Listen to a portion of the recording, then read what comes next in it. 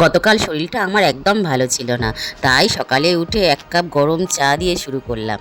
শরীর খারাপের অলসতা কাটানোর জন্য 1 কাপ চা কিন্তু ম্যাজিকের মতো কাজ করে। এরপর চা খেয়ে চলে আসলাম কিচেনে, এসেই কিছু সবজি কেটে নিলাম। এরপর সবজি কেটে চলে আসলাম ঘরে। এই অগোছালো বিছানা একেবারে নিট অ্যান্ড ক্লিন করে নিলাম। এই আমার ঘরের মধ্যে সবচেয়ে আমার প্রিয় এই জানালা দুটো। একটা বাজে বিষয় জানো, এই জানালা থেকে প্রচুর পরিমাণে ধুলো আসে। এই হলো আমার দুপুরের লাঞ্চের থালা।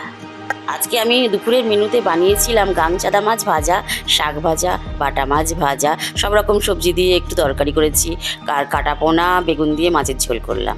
তোমরা এই আমার ভিডিও দেখতে দেখতে একটা লাইক আর সাবস্ক্রাইব করে দাও। এরপরে সন্ধে হতেই ডিনারের জন্য প্রস্তুতি আরম্ভ করে দিলাম। রাতের ডিনারে বানাবো আমি রুটি।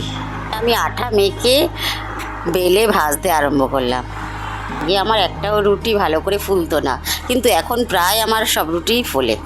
এটা আমার ডিনারের থালা। অন্য কোনো তরকারি করিনি, দুপুরের তরকারি দিয়েই খাচ্ছি রুটি। এরপরে রান্নাঘরে এসে আমি সমস্ত কাজ সেরে নিলাম।